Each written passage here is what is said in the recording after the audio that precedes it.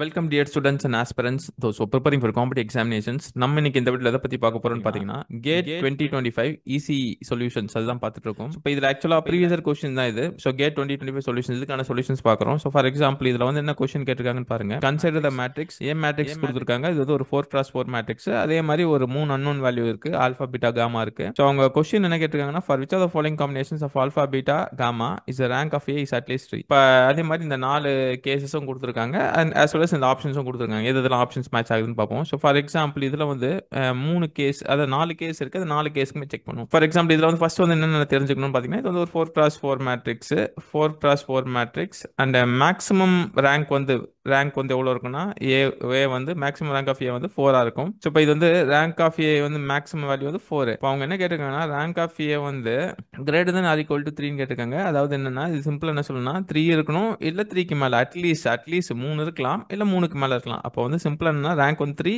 R greater than 3 அப்படின்றத புரிஞ்சுங்க. So இந்த 4 கேஸ் நம்ம பார்ப்போம். ஃபர்ஸ்ட் வந்து ஆல்ஃபா 0.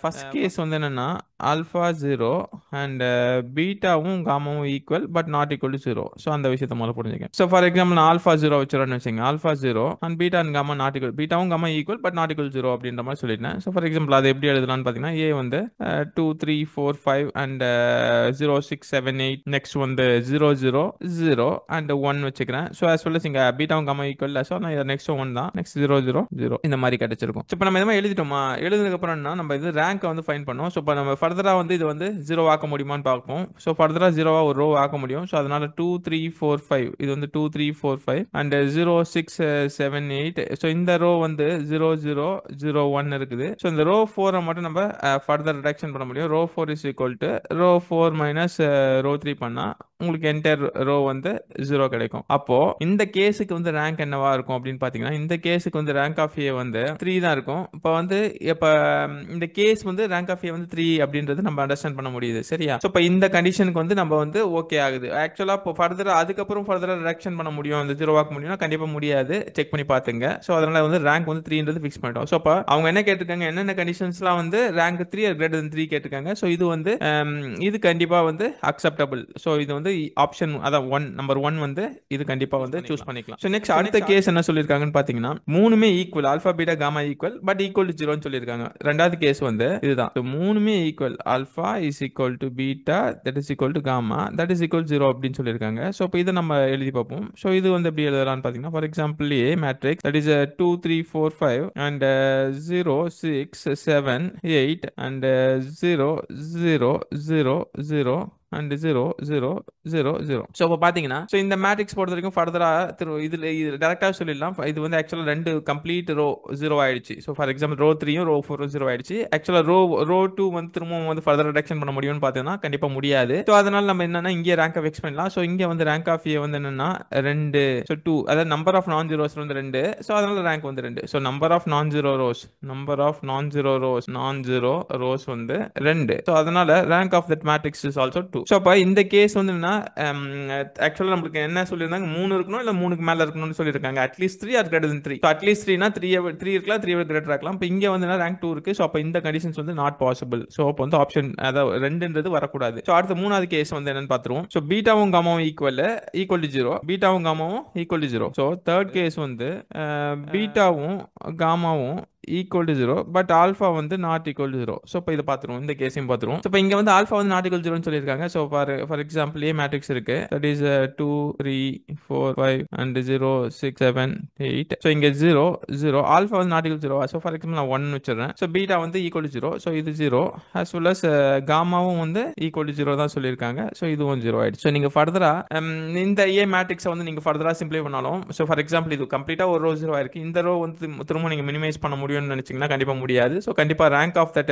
மேட்ரிக்ஸ் ஏ வந்து 3 தான். ஏன்னா since number of non zero rows is rank of a matrix is 3. So ஃபைனலா வந்து இப்ப இந்த கண்டிஷனும் இப்ப ரேங்க் ஆஃப் ஏ வந்து 3 னா இதுவும் வந்து நமக்கு சாட்டிஸ்ஃபை ஆயிடுச்சு. சோ அதனால இதுவும் வந்து நமக்கு வரும். சோ நெக்ஸ்ட் அடுத்து ஃபோர்த் ஒன் என்ன கண்டிஷன் தான், மூணுமே equal but not equal 0. So மூணுமே equal but not equal 0. Fourth condition வந்து மூணுமே ஈக்குவல், ஆல்பாவும் பீட்டாவும் காமாவும் மூணுமே ஈக்குவல் பட் ஆனா மூணுமே நாட் ஈக்குவல் 0 அப்படின்றது புரிஞ்சுங்க. சோ அப்போ வந்து நம்ம ஃபார் எக்ஸாம்பிள் நம்ம ஈக்குவல் தானே நம்ம ட்ரை பண்ணி பார்த்துருவோம். For example A matrix 2 3 4 5 and next வந்து 0 6 7 8 அண்ட் இப்போ வந்து மூணுமே ஈக்குவல் ஆனால் நாட் ஈக்குவல் 0. அப்போ வந்து நான் ஃபார் எக்ஸாம்பிள் நான் 1 வச்சுக்கிறேன் வச்சுக்கோங்க, ஆல்ஃபா 1 பீட்டா 1 காமாவும் 1 அப்படின்னு வச்சுக்கிறேன். ஸோ அப்போ மூணு வேல்யூவும் ஈக்குவல் ஆயிடுச்சு, பட் நாட் ஈக்குவல் 0 அதுக்கும் ஓகே ஆயிடுச்சு. ஸோ இப்போ இதை பொறுத்த வரைக்கும் நம்ம என்ன பண்ண முடியும் அப்படின்னு பார்த்தீங்கன்னா, ஃபர்தர் ரிடக்ஷன் பண்ண முடியுமா அப்படின்னு செக் பண்ணி பார்த்துடலாம். ஸோ ஃபர்தர் ரிடக்ஷன் பண்ண முடியுமா அப்படின்னு செக் பண்ணிடலாம். 4 இருக்குல்ல, ரோ 4 வந்து நீங்க ஃபர்தரா மினிமைஸ் பண்ண முடியாது. ஏன்னா நீங்க கண்டிப்பா அடுத்த இது என்ன இது பண்ணாலும் உங்களுக்கு வந்து இந்த ரோ 4 வந்து அந்த சம் வேல்யூஸ் வந்துட்டு தான் இருக்கும். ஸோ ரோ 4 வந்து நீங்க எலிமினேட் பண்ண முடியாது. as well as ரோ 3 நீங்க வந்து ஃபர்தரா எல்லா கம்ப்ளீட்டா 0 ஆக்க முடியாது. அப்போ ரேங்க் வந்து இதுல டைரக்டாவே சொல்லலாம். ரேங்க் ஆஃப் ஏ வந்து 4, அதாவது number of non zeros is 4. So இப்போ இது வந்து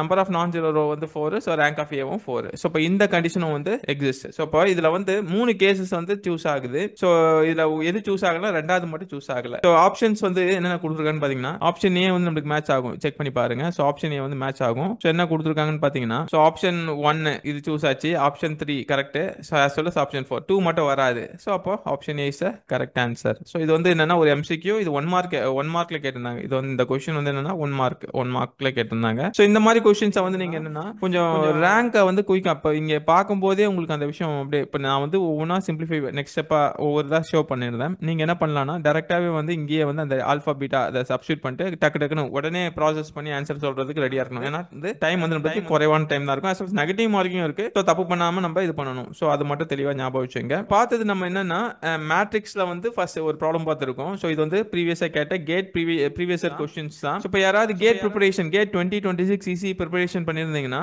ஸோ அவங்க வந்து இந்த வீடியோஸை ஃபாலோ பண்ணிக்கங்க. Dear viewers, if you like this video then please hit the like button, and if you want more videos like this then subscribe to channel Dyson Ramakrishnan. I thank you all the learners those who are watching and learning through my videos. Dyson Ramakrishnan signing off. Thank you.